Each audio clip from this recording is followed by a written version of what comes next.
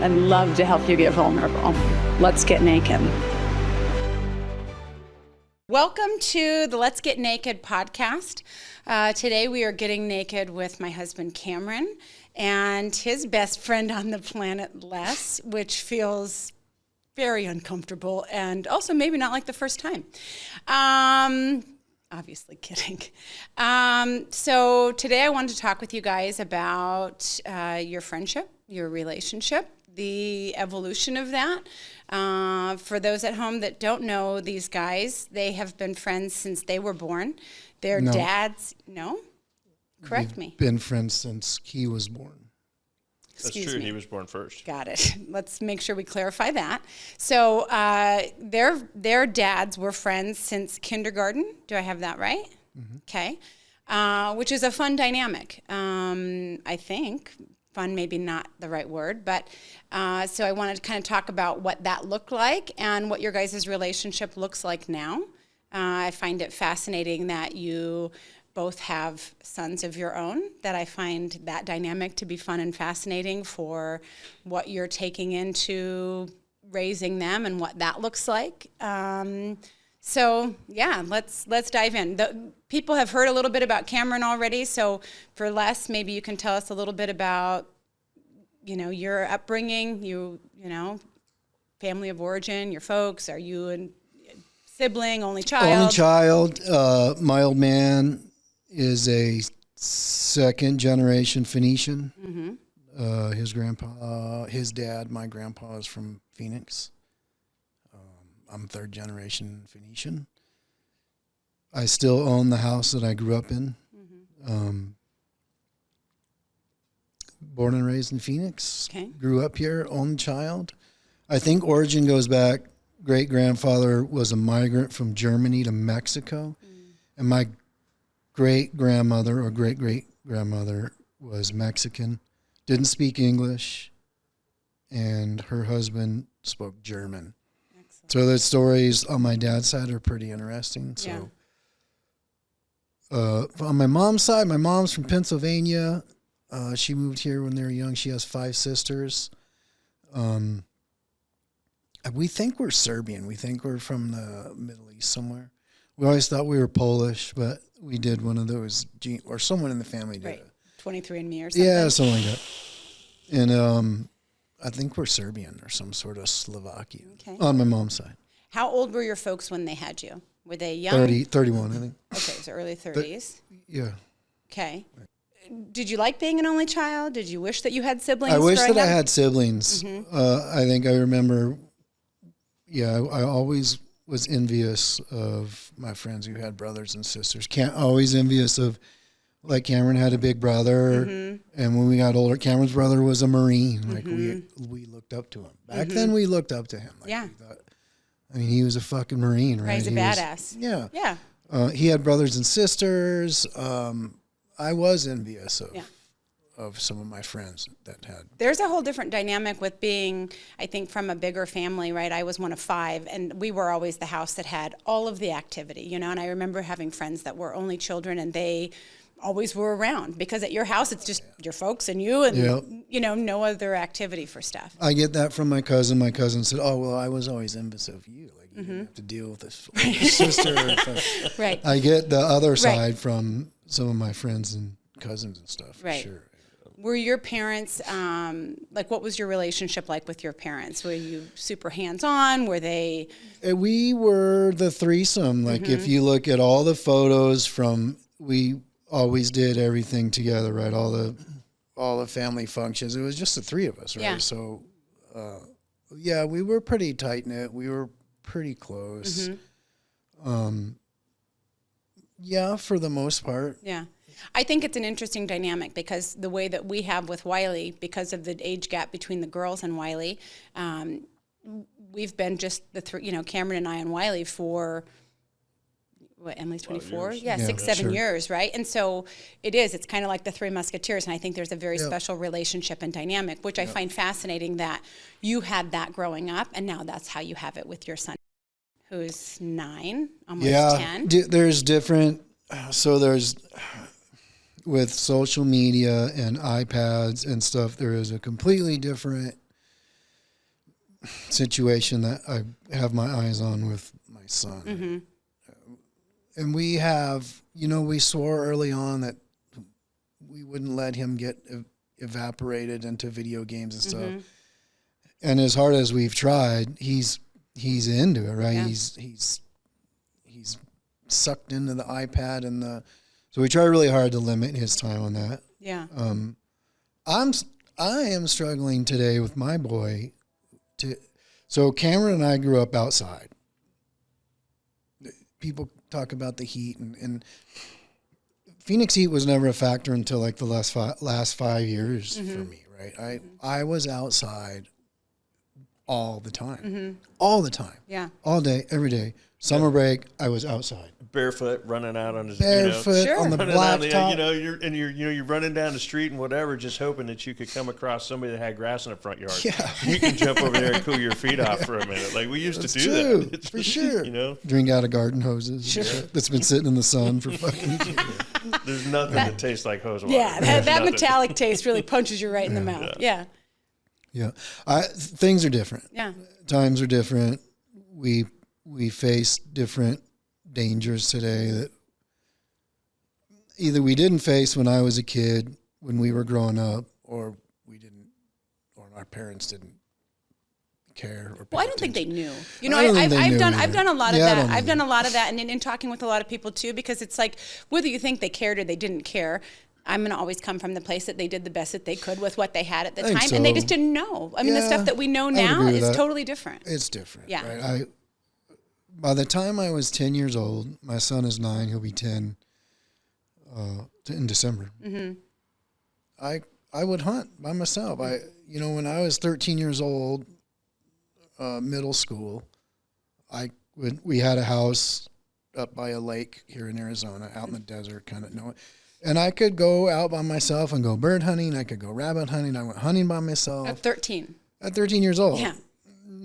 I would get myself up at dark, get my stuff together, and walk from the house and go bird hunting, right, and hunt.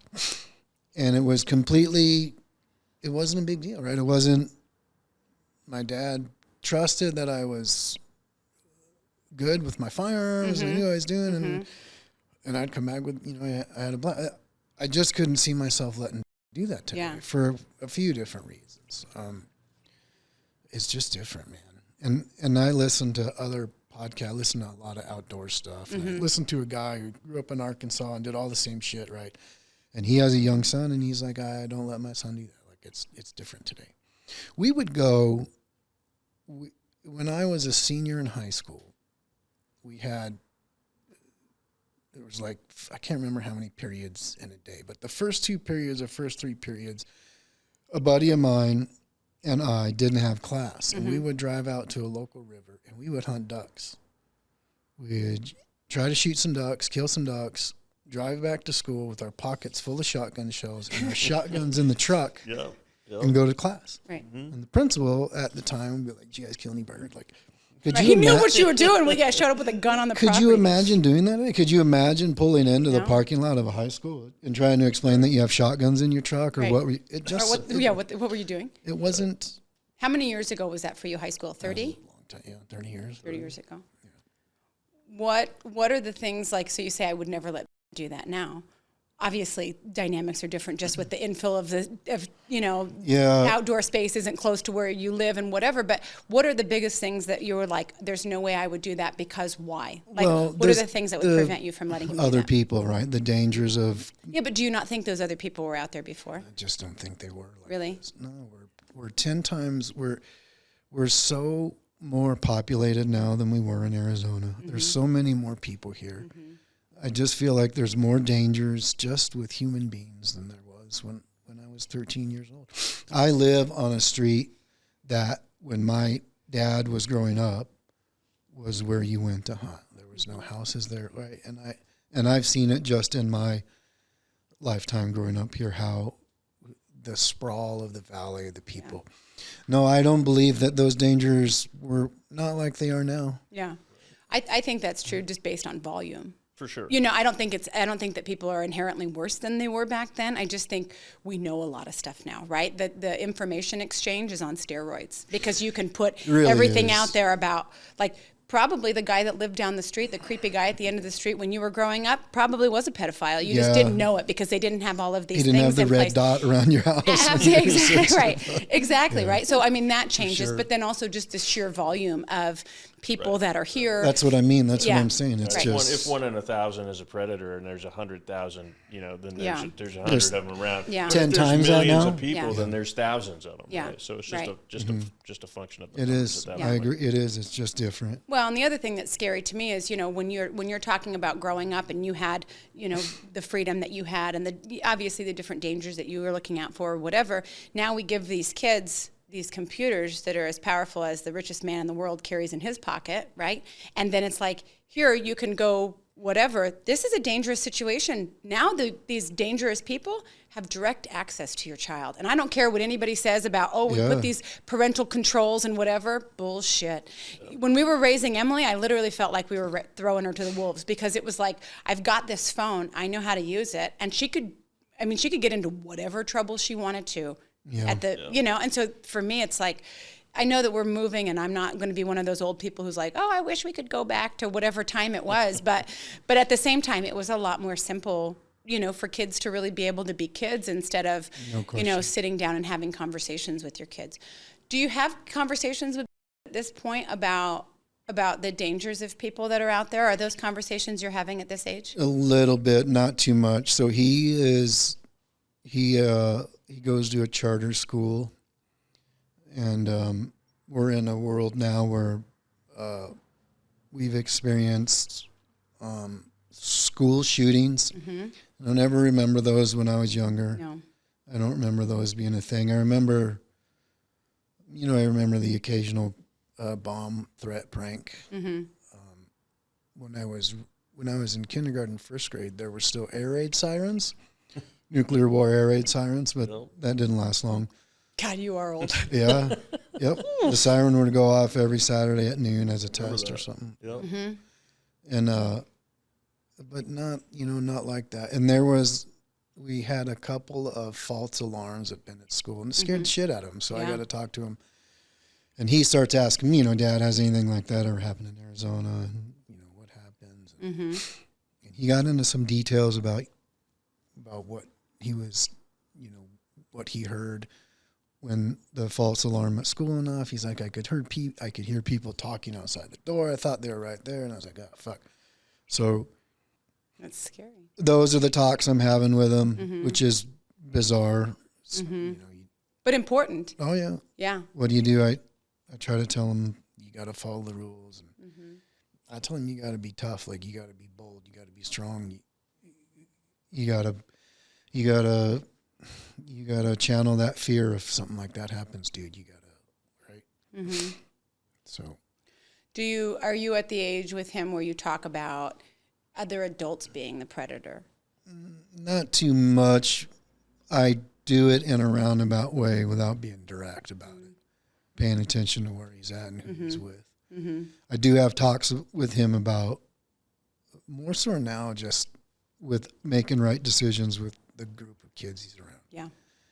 We don't like you make the right decision to say no, dude. There's no consequence that you should ever be going along with the crowd. I think he's pretty receptive. I think he's pretty good about that. I think one of the most important things that we told Wiley is just really being comfortable with who he is and trusting his gut and not letting other people pressure him into doing things that he knew 100%. wasn't right, and we really hammered that in. Also, that coupled with the no meth, no heroin, no exceptions, which has kept Emily on this side of the grass more times than I can tell you, right? Because we said those hard things from the time that they were very young. I mean, I hammered that into the girls from the time they were age and younger, because you need to remember that kind of shit when you're actually put into a position where people are putting shit in their arms. You know what I mean? Because Yeah. Emily has been in those situations, and it scares the shit out of me. But it's that kind of stuff. You know, I saw an Instagram post the other day, and it blew my mind, but it really impressed me because it was this mom who was talking to her young son,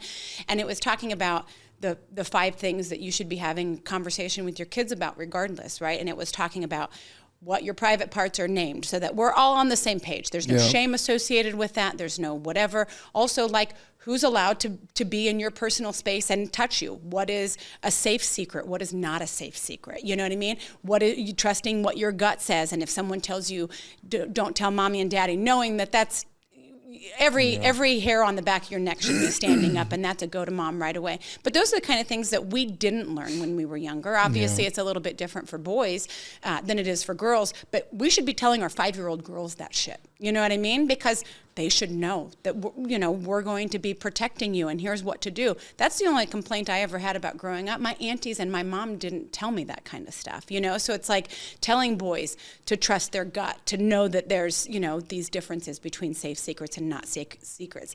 The lady was saying consent. It must have been a boy because it was teaching the difference between consent and how important that is. We've talked about different things where girls don't have a voice a lot of times. Now, you guys can't understand it. I've talked to Cameron a lot about it. He's like, how would a girl not say no? I'm like, you have no idea. I mean, it's just a whole different thing. But I've talked to men now on the other side of that who know when they were younger that they were doing something that a girl didn't want and kept doing it because she didn't say no, right? So really, like, letting our young people know that consent is important, and like just teaching kids the things that our parents never taught us. And I believe it's because they didn't know, right? If we know better, we can do better, you know? And those things change as time goes by also. I think the predator base gets more sophisticated as we go along also. Yeah. I went to a Catholic high school, and I was surrounded by predators. And there's all the jokes in the world about it or whatever, but there's also the reality there that there's a reason there's jokes. Right. That stuff does happen, right? And so even though, we were told that you got to be careful, you got to be on the lookout or whatever, you still don't see them. Right. It came out. There's one of my high school math teacher. He's in jail right now for being a predator. Cameron right? was telling me about being groomed as a young boy there. Yeah, and so it was. So even though you're on the lookout, you still don't see them. No. You just don't see them a lot of the times. Which I think is why it's important to talk to our kids when they're young like they are, because you're talking about, teaching to be cognizant of his surroundings, which is huge, especially in this digital That's part of age. not letting them do the shit that I did when I was, not letting him do so much stuff by himself. Yeah, but also like teaching him to be cognizant of that and be aware of that. Because I look at that, and that's, we go out to a restaurant. I'm not paying attention to anything that's happening because I know that this guy is. You know what I mean? I know that Cameron understands where the X's are. What if something's going to happen and go down? Where is that going to be? Where are we going to position ourselves to be? Whatever. He knows that. I don't at all. But I do that intentionally because I know that he's got that covered, right? But teaching kids as they're growing up to be cognizant of their surroundings, teaching our girls when you're going out to a dark parking lot, pay attention, you know what I mean? Do X, Y, Z. So I just think there needs to be more resources to get that kind of information to parents of younger kids about here's the appropriate way that's age appropriate to talk to a 9-year-old about what does a predator look like? Because you would be sick to your stomach if you knew that someone was grooming your child at school and he didn't know what to look for. Do you know what I mean? When Cameron's talking about that, about his math teacher being in jail, and I'm like, did you know? And then we're talking about different things, right? Because I was raised Catholic as well. And I think that might be the largest group of a population in America is people who used to be Catholic and who are no longer Catholic, which should tell you everything you need to know about what we should do with the Catholic Church. But I'm not going to get into that. But he's telling stories about thinking about after the fact with that guy, where that guy was inviting him over, the whole Snickers and a Coke. I mean, shit like that, where it's like Snickers and a Coke. That was just a priest thing. That was one of the lay people. Okay, but anyways, you guys understand, and you didn't know that back then. It would have been lovely information had you had that, because then you could have gone to your parent and said, like, hey, I'm pretty sure this guy's a creep, which maybe would have saved whoever else had to deal with that shit. Yeah. Right. I mean, you talk about fucking up a human being. I think girls can handle being molested and fucked with a lot more than men can. I've seen some men that are not great. That's a whole Face tattoo, big truck you kind know, of situation. it's especially tough nowadays because, like, we talk about the social media exposure for kids and the electronic component and everything else, right? And then you throw in now we've got to be on the lookout for other predators and other people that are trying to take advantage and whatever, and you want to protect your kids, and so you have a tendency to hold back on what you allow them to do, you know, and places you allow them to go and those types of things. And then you start to look at it and it's tough to find the balance there of like completely smothering them, and you end up with a kid that didn't get the bumps and the bruises and everything else that kids are supposed to get and learn from, right? Yeah. And so it's even, you know, as we learn more, it's even more difficult to find that balance, right? Because you can screw up a kid just as much going the other direction by, you know, just by being overprotective for those types I agree of with that things. 1,000%. And that leads into my next question, which is, you know, what do you take from what your parents did that you wanted to wanted to transfer to your son, right, or your children? And what happened, or what things where you're like, this is never gonna transfer to them? Do you know what I mean? Like, I look at how I was raised and things that I wanted to transfer where I was taught an excellent work ethic, right? Like, I'll outwork anybody. I don't give a shit. Like, I'll be the first one there, last one out every time. Doesn't hurt my feelings to do the hard thing. Happy to do it, right? But there was a lot of things that I look at that I was raised in a very organized religion-based household, regardless of whatever one it was for whatever spin the wheel they landed on for that year. But that fucked me up. You know what I mean? There was a lot of stuff associated with that. So I would still expose my kids to that, right? Like, Wiley wants to go to church sometimes. I'll take him to church. I want my kids to be exposed to whatever. And then you get to pick what resonates with you, which is, I think, an important way to raise children, instead of like, this is how I believe, you have to believe this same way. Because how my parents raised me did not resonate with me at all. And it literally felt like just going against every grain of my body that I knew. So what are some examples of things that your parents taught you that you thought, I really want to carry this on and teach my kid that, or things that you're like, this isn't going that way? Is there anything that jumps out at you? No fist fights in the living room. Did you and your dad fight physically? Is that a thing? Yeah. From what age? Oh, when I was a teenager. Yeah. Because you were an asshole? Yeah. Yeah. My mom hit me one time. Maybe across he was an asshole too. Well, it could be, right? But here's the whole thing. And I explained this to Cameron when the girls were teenagers, right? I'm trying to explain it to him because I had a really hard time with that. I said, I've been queen bee in my household the entire time. I have a very big personality. I now have adult-sized human beings that are on my turf challenging me, right? And what I'm supposed to do is love them unconditionally, and what I want to do is pound them into the fucking ground. For sure. So that's probably the same situation with your dad as far as that's concerned, because you mouth off, and teenagers suck. I mean, they just rough. suck. Yeah. So I think a lot of it for me right now, specifically, we're getting in the period where my son is really, we're going to hopefully spend a lot of time outdoor. So many lessons can be taught around the outdoors, right? So many things about ethics and around hunting and fishing. There's a lot of responsibility out there. There's a lot of freedom out there. Mm-hmm. Teaching my son that, my dad kind of gave that to me a little bit. Mm-hmm. That is one of the great things that my old man did, right? Mm-hmm. Hunting and fishing and how to act out there, when you're out in the middle of nowhere, and no one's looking, right? You can do whatever the fuck you want, but you're doing the right thing, right? Like, that's how you learn integrity. That's how you learn. Yeah. Those are the things that I'll pass on to my son, right? In that manner. And he may not be into the type of hunting. He may not be into it the way I am into it. Mm-hmm.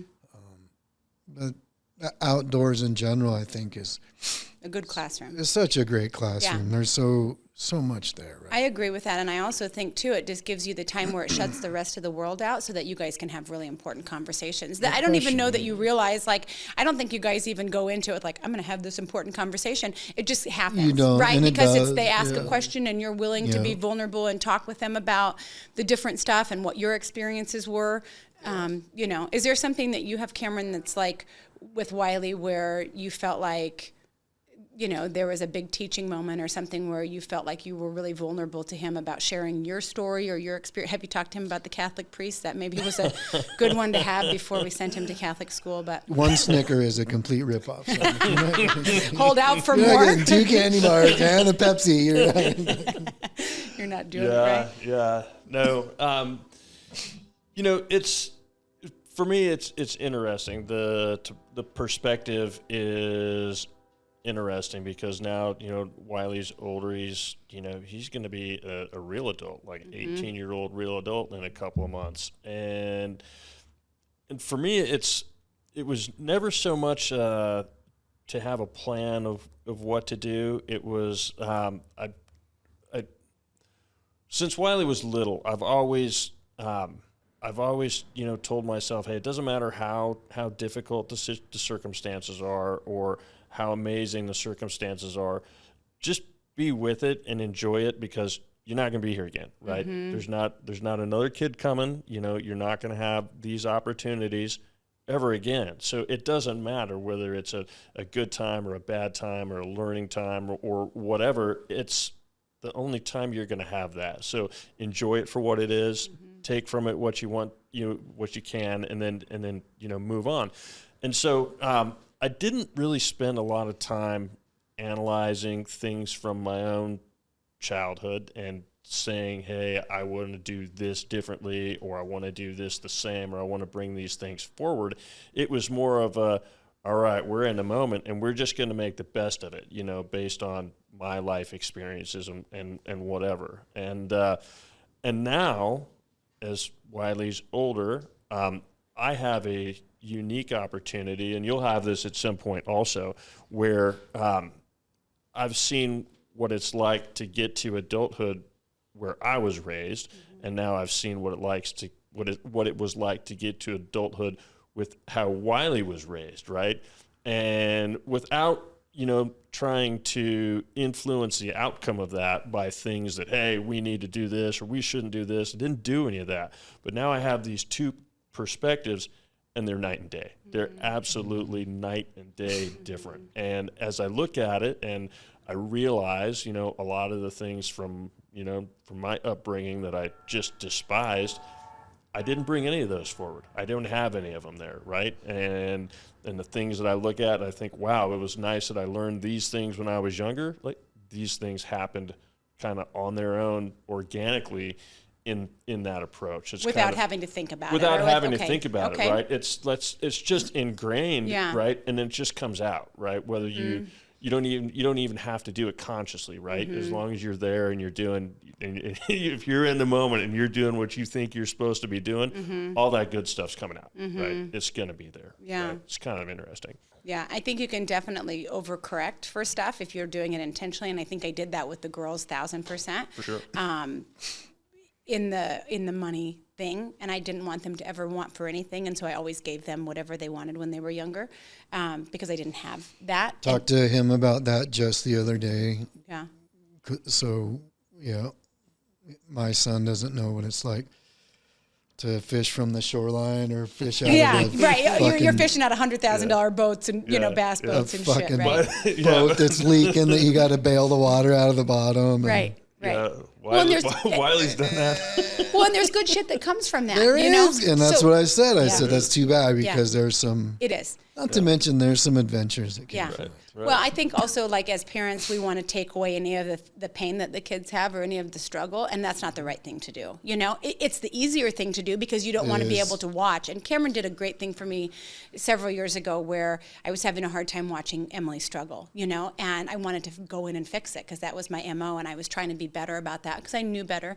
And I said, it's just so hard to watch. And he said, then look the other way, and that was a really hard thing, but I still that resonated with me, that landed with me so hard, because it's like our kids are supposed to struggle. You know, if you think about a caterpillar turning into a butterfly, if you go over and you cut the caterpillar out, it's never going to be a butterfly the right way. And it's the same thing. Like, we're supposed to struggle. We're supposed to drive shitty old cars that break down. You know, Emily driving that big boat where she was like, it broke down, I don't know what to do. And she had all of this stuff. But that teaches you, how to be resourceful, learning how to drive a stick shift. For sure. Kids don't know how to do that anymore. Well, in other parts of the other parts of the world, you would be getting a car and you wouldn't be able to drive it. I'm trying to, raise capable kids. So, I didn't do everything right. Every one of our kids, their first car was a stick shift. That absolutely. was, mine was. You have to do that. That's and all their friends were like, oh, that's lame and whatever. And the kids hated it at the beginning, and now they're like, we're badasses because we can do all of these things that everybody else can't. Yeah, and the funny thing about it is, though, they could leave the keys in their car in the parking lot at the high school. It's never going to get stolen. Yeah.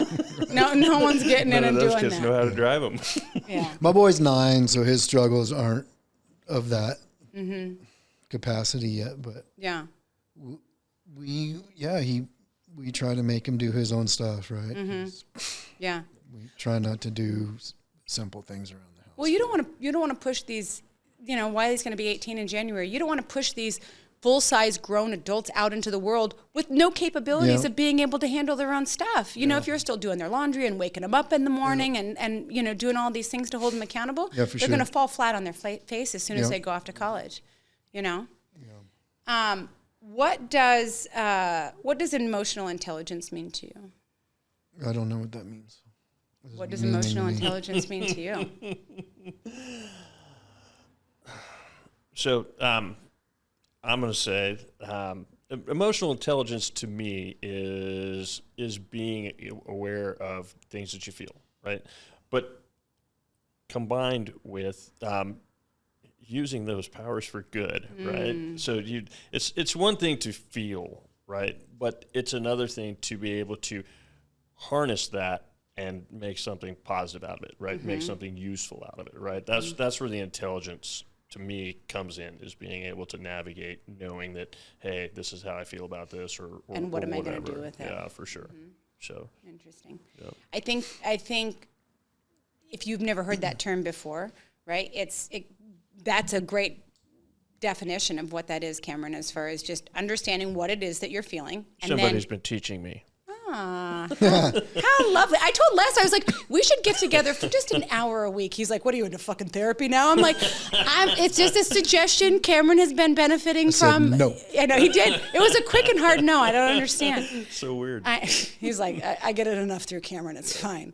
I think that's something that I never was taught, right? I don't think that that's something that a lot of parents teach. I look at it now and I think, in teaching Wiley, right? Wiley has had a front row seat to all of my garbage from getting sober and like really doing all of this work on myself and whatever. But I will say that Wiley is the most emotionally intelligent human being that I know in his age bracket or anywhere close, right? Because he's seen all of the things. He knows how to process things. He's not ashamed about if he's feeling hurt about something or if he's embarrassed. When he came home from starting school at the new school, and he was like, really humbled by that, but also very vulnerable to just share how that made him feel, and that it was, like he really felt insecure in that moment of not having friends. That's brilliant. That's a craft. It is. To get that out of your son or daughter is. It is. But I think we really should focus more on raising our children that way, as well as figuring that out for ourselves. Because I've seen grown men who have zero emotional intelligence because they weren't raised that way. Men in our society and in our age brackets were taught to don't be a pussy, right? And if you're crying, I'll give you something to cry about. Well, you already have something to cry about. That's why you're fucking crying, right? And I mean, no. Listen. Okay, so we're gonna work on this guy. Need those toes anyway, right? Stop crying. Well, here's the thing: if you realize that you are actually hindering your son by not teaching him that stuff and by not learning that, I don't teach my son that. But that you should. Do you know what I'm saying? No, 1,000%. Oh, teach my son emotional intelligence. Yeah, no, I do teach my son. You're like, I don't teach my son that. Fuck him, he'll be fine. I thought you meant beat on him until he was. Yeah. That's what it sounded like. You have a headache? Right. When you smash your toe. Exactly. Well, your head doesn't hurt anymore, does it? You're fine. That was my dad. Yeah, he'll only pull the TV on him over on himself one time. Right, and I think there's a balance between that, right? Because you still want your children to be self-sufficient and not be like just whiners and criers, and I totally understand that. But, I look at how men were raised. that all they know how to do is turn it into anger and rage. Every emotion. Fear, sadness, whatever, anger and rage. All of you big truck drivers with your fucking face tattoos and the other stupid shit. Know that it reads, I'm damaged and broken inside, okay? From the outside, know that that's how it reads. So if you knew that. I don't have any neck tattoos. I know you don't. I don't have any tattoos. I know. But in knowing that, right, and understanding the value of that as an adult, because grown men don't do that now. And it affects your business, it affects your relationship, it affects all the things. Because somebody does something, it triggers you, you don't know how to handle whatever that emotion is, you probably don't even know how to identify what that emotion is that made you feel that way, and then you come back with anger or rage. You know, I was telling Cameron, when you're defensive, which I think most men are, not that that's generalizing, and I'm going to do it anyways because I think we weren't raised with intelligence about that. That's just like a blanket trigger.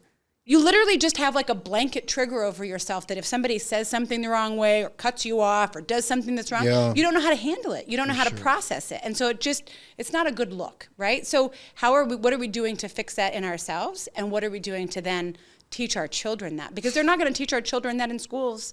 You know, they're not going to teach our children that in their friend groups. Those poor kids were feeding them to the wolves when we send them off in their friend groups. Know that. I read some stuff and watched some videos, and the start is like getting your son to talk about what happened at school. Yes. You don't go right to his face and say, what happened at school? You got to be covert about it. And make him feel comfortable, lure him into anything exciting. Hey, what happened to remember you had the caterpillar?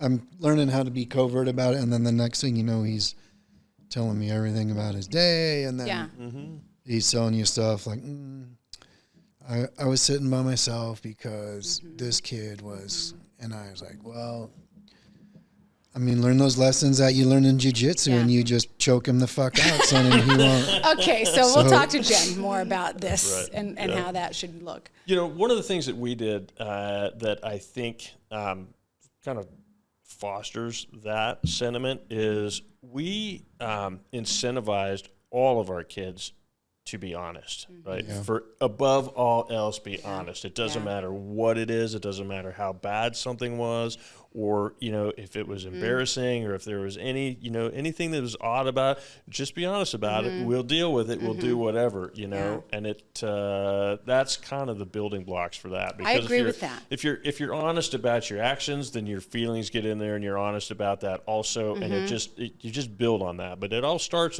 with being able to be honest and, you know, and tell the truth about everything. And really fostering that, not being surprised when they say stuff that's shocking, right? Like, because you can't tell them, be honest with me, and then whack-a-mole them when they are honest with you. Right. And Emily tests me with that every day.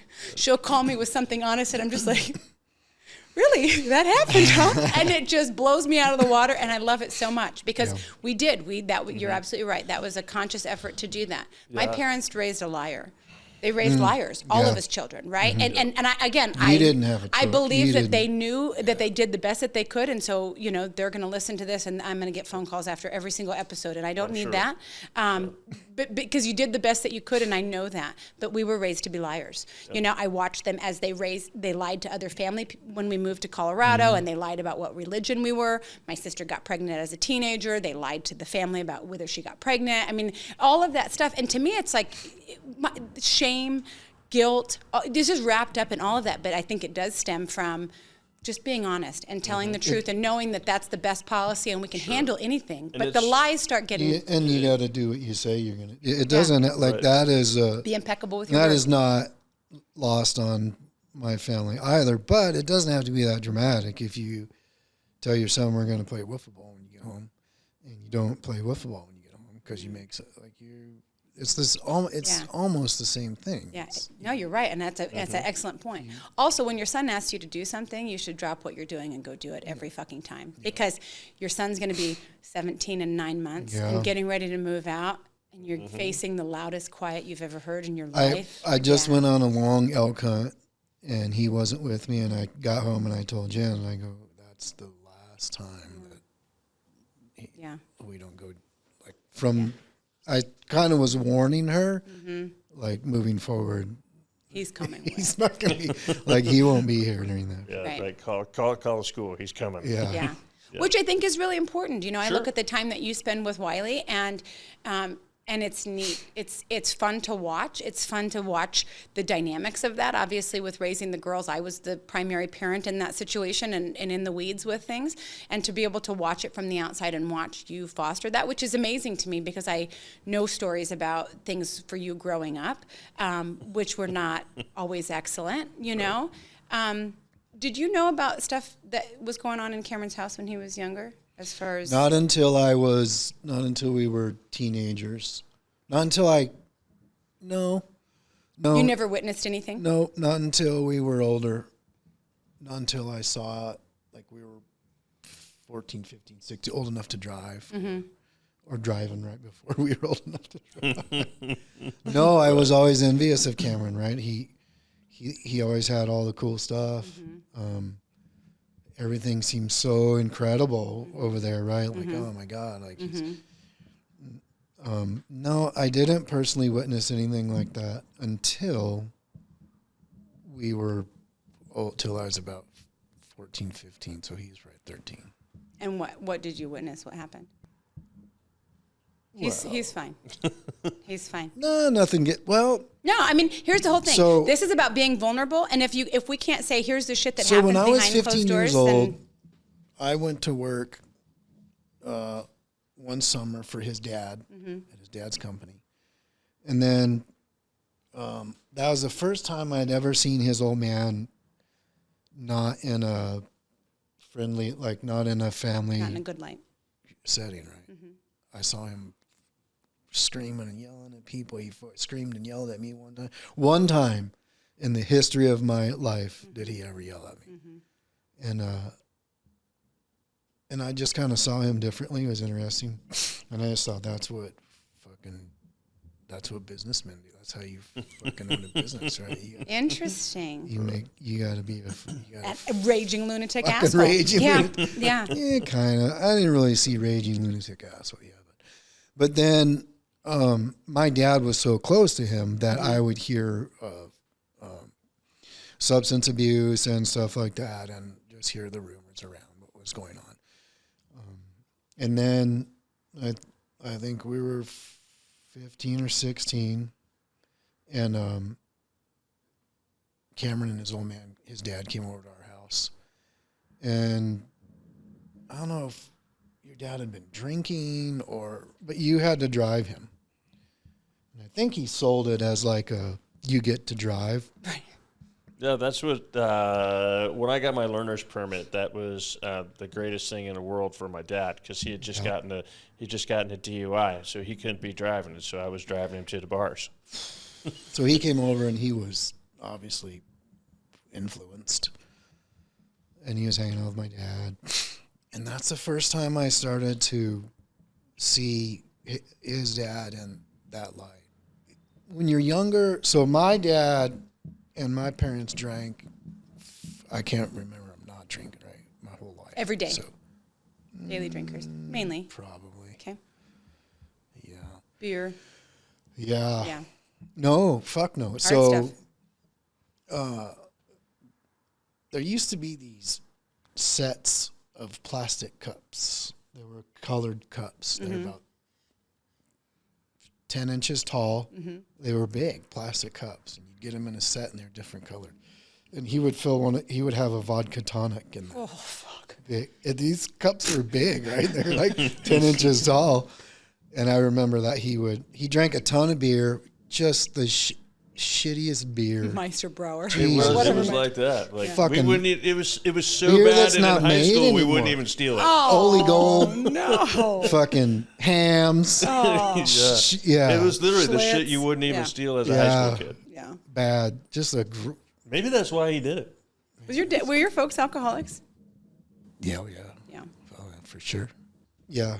But so I saw his dad loaded, and Cameron would have to drive him around. Mm-hmm. That's when I first saw. Mm-hmm. When you're young, your parents are drinking, you don't pay any attention to it. Like there was no, I don't remember, when we were young, I don't remember any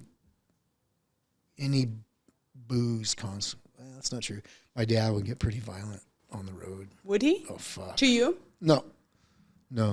To who? He rode other drivers. He had some on the road. He had some pretty cool road rage incidents. Yeah. Yeah, there's nothing like listening to your old men road rage stories. Cameron was telling me about his dad just fucking rear-ended somebody on the freeway going 75 miles an hour because he wouldn't get it. Like, what the hell is wrong with you guys? Yep. That's the anger and rage I'm referring to in case you guys were concerned. My dad quit drinking on his own when I was probably, I don't know, high school. Really? Yeah. And your mom kept drinking? Oh, yeah. Okay. Yeah. Interesting. And you also are sober. I quit drinking when I was 28, 27, 28. What spurred that decision for you? That's pretty young to get sober. To quit drinking? Yeah. That's a whole different, that's an hour-long podcast. So give me the 30,000 foot view. I've spoke about this so many times. So the 30,000 foot, the cliff notes are, I started drinking when I was really young. I became an alcoholic when I was really young. Mm-hmm.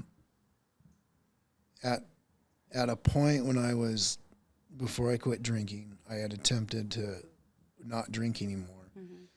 And I couldn't do it. And lay people don't understand that. Mm-hmm. They don't understand about, why don't you just stop drinking? Right. Okay. Tell the homeless guy, you're homeless. Why don't you just go buy a house? Right. And that's a famous quote by an Alcoholics Anonymous speaker. Mm-hmm. I feel like I lost the power. The decision wasn't mine to make anymore. Yeah. And I was in a bad spot physically. I couldn't hold a job. I just didn't want to do it anymore. Yeah. The party was over and I couldn't. And then it got serious, right? Mm-hmm. So I went to a treatment center, to a 60-day treatment center, and I got sober. That's how I got sober. Are you a one and done rehab person? No, I've been in and out of treatment since I was 13 years old. I spent a birthday in treatment center when I was like 13 or 14. Wow. Yeah. Is that what prompted your dad to quit drinking? No, he quit drinking. I don't know why. He quit. It was always tough to get any kind of conversation from him about that. Interesting. He didn't talk much about it. He just quit drinking. Mm-hmm. Right? When I went to treatment center when I was 27, I've been sober ever since. Mm-hmm. 24 years, I think. Yeah, it's interesting because, Cameron still drinks and I don't. And he'll do I'm just not going to drink for a month, and then he just doesn't drink for a month. And I'm like, I couldn't not drink for a day. I was, the last couple of years, sure. I was on a hamster wheel and it was like, okay, just don't drink today. I remember laying in bed every morning being like, just one day. Yep. You just need one day. My wife has no desire. She never has. Right, exactly. And I hang around with people that are normal drinkers, I remember going over to the boat with some of my friends and we wouldn't just go straight to the liquor store when we landed. And I didn't understand that. We could go for a couple of days and they're like, oh, we go stop and get a bottle of wine or whatever. I'm like, are you crazy? I have shit in my purse. Let's roll. Yeah. So yeah, it's interesting to have the dynamic with people that have a healthy relationship with alcohol and people that pretty don't. Funny. It is. It's interesting because they're mostly pussies. When I see them. Agreed. Jagger, I don't encourage people calling other people pussies, but you're absolutely right. My wife, we went to a wedding just this weekend, and we have a hotel room. Mm-hmm. I'm driving. Right. She has no reason not to. Get after it, right? And she ordered half a drink. A fancy blueberry something cocktail. Sure. And that drink sat on the table all night. Yeah. Which is so funny. She's like, no, I did. I took some sips. Yeah. And I'm like, ooh, wild child. Fuck are you how in the fuck do you do that? You were the kind of drinker. So before I knew you, this is how Cameron would describe you. I don't know if I've ever told you this.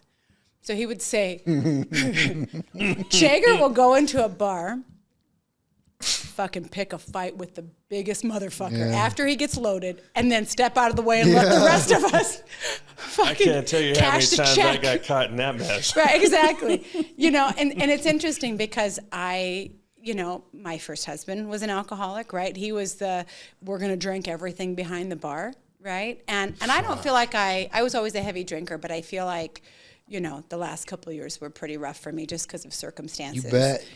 Last couple of years, you really just let the wheels come off. You know, it's pretty crazy. But yeah, that was the description of you. And you had the long ponytail down to your ass. I spit on a biker one night. Oh my God. Yeah, just giant Spit fucking on a man. biker. You're not a big guy. You know what I mean? Like, not a big guy. Yeah. You don't have any right to be spitting on bikers, but interesting. Yeah. Is there... Don't murder me, bikers. Right. I love bikers. Yeah, of course. Is there something that, you know, when you said, I have no idea why my dad quit drinking or whatever. Oh, I'm sure there was something. Is there something or other things that you feel like you didn't get to ask him? Yeah, tons. Yeah. I don't know much about his dad, which is interesting, right? His dad was a difficult individual. He's a tough dude. Yeah. His dad died burning a building down for the mob. He got caught in it, got smoke in his lungs. How old was your dad when that happened? Teenager. Yeah, too young. Like, that's rough. Yeah. My grandpa was a fighter, like a boxer. He fought some well-known boxers. Wasn't any good, but he fought. My dad, he taught my dad, like my dad was a really good fighter, a legitimate boxer. Like he was a trained fighter. Yeah. I remember when my dad tried to tangle with your dad, and it I remember that night. It didn't end well. My dad ended up in hospital. Did he go to the hospital? Well, I don't know which time we're talking about. So this one He just was good. He was trained. He had these fucking huge hands. Mitts. Yeah, man. those big mitts. Fuck. It just, my dad has those too. I wish I had those big hands. Yeah. Like, my dad will shake your hand, and like one of his fingers is literally like the size of that's three of mine. Hard to get your hand around. Yeah. Tom's palms. So it's interesting because how many years has it been since your dad passed? 9. 9? Same age as he died a week after Bennett. That's right. So my dad is 77, and when I go up to Colorado to visit my parents, I will just set up a time and for an hour just video talking to them, right? Yeah. Because I think the exact same thing that you do. You're going to lose all of that history and the things that you wanted to ask and don't know about what made them who they are. He just was not really receptive to that. Yeah. Some people are very closed off with stuff. I just didn't talk too much about it. Yeah. But I will tell you, and obviously this is why I bring up hunting and fishing so much, is because it was such a huge part of me growing up. Yeah. And when we did talk, just the two of us, either driving down a road in Colorado or out in the woods together, those are times that he would talk, right? A little bit. And you talk about church, man, I've been by myself on the top of a mountain in the middle of nowhere with no around. You want to talk about being close to God. Yeah. Like, that's why. 1,000%. I mean, that's why that is so important to me. Obviously, there's not a habit, but there was a, that was part of me growing up, and I'm desperate to try to get to experience that as well. Yeah. I don't know if, like I said, I don't know if he will be into it like I'm into it.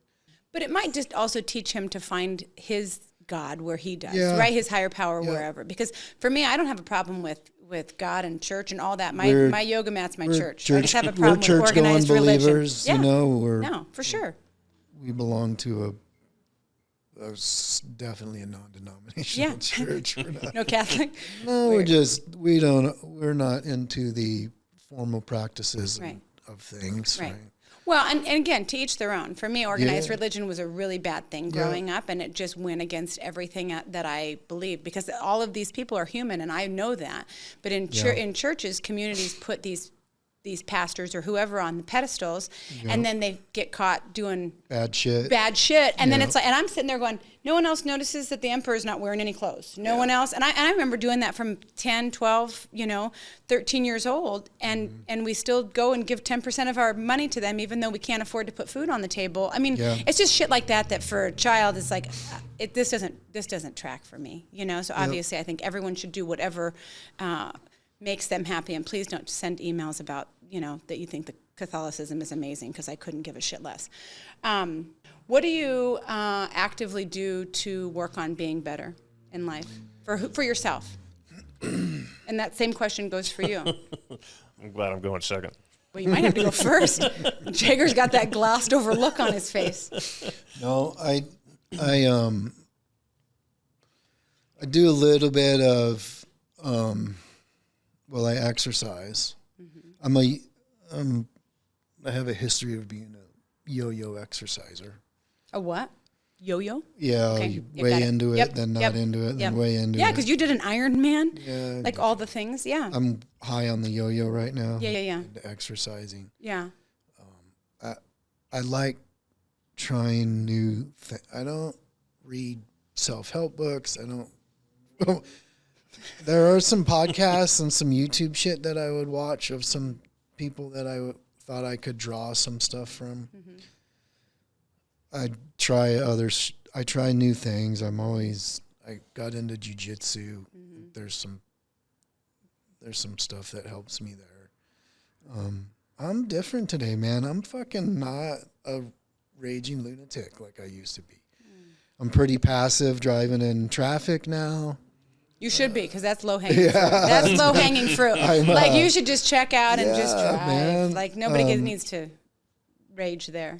I try to be, what do I do to work on it? I try to exercise. I try to do a little bit of meditation. My meditation is 30 seconds. Yeah, and it's not whatever. It's not like deep. Sure. Fucking.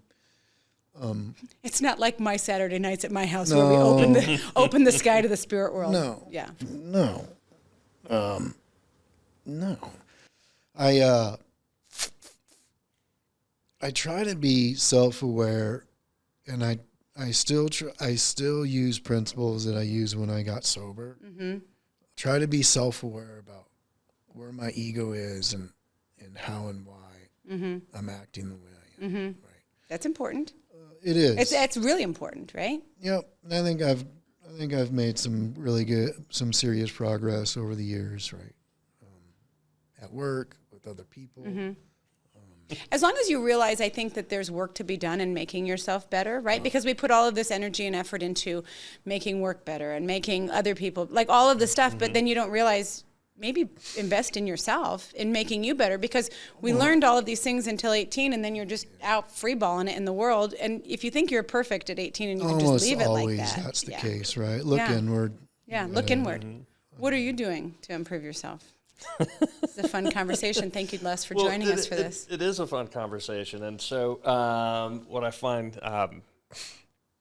interesting about my response to this question is that we were having a conversation the other day about how you are a guinea pig, right? For all the stuff, for all the people you know. If we want to find out what it's like, we're going to make Ann go do it first, right? And so you're always the willing person to go do that, right? And so, I don't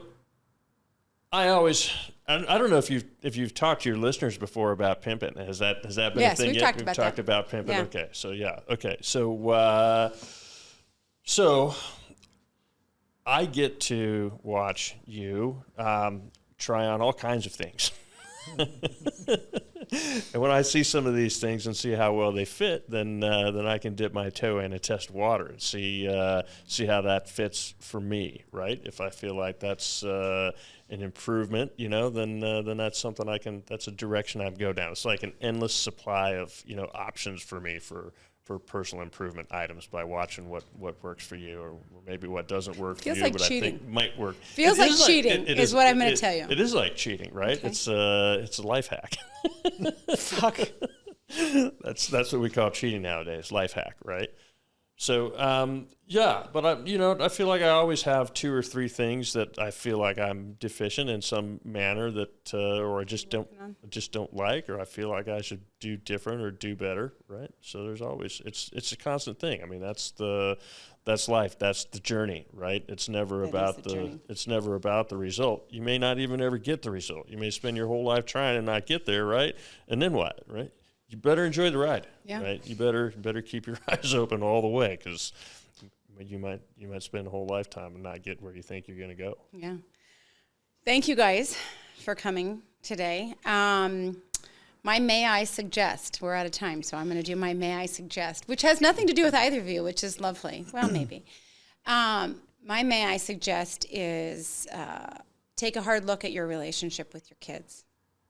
You know, I think we get so busy in doing the things that are important to us, or working, or I remember when the girls were little and they would come talk to me and I would be working and half listening to them and half not, you know. When Wiley comes to me now, or the girls come to me now, I drop everything and I focus on them. But my may I suggest is just taking a look at that and seeing if there's ways that you can improve open communication with your kiddos, you know, talking about the uncomfortable things, having the uncomfortable talks, because if you're not going to have the uncomfortable talks with your kiddos, somebody else will. Somebody else will. They carry it around right here, you know, have those conversations. So if you have suggestions or questions, please email us at ladies@letsgetnakedpodcast.com.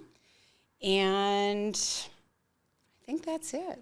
I mean, we could talk for another hour just on Jager's everything. I think we should probably spare your listeners. Exactly, yeah. So on that note, that's a wrap. Thank you, guys.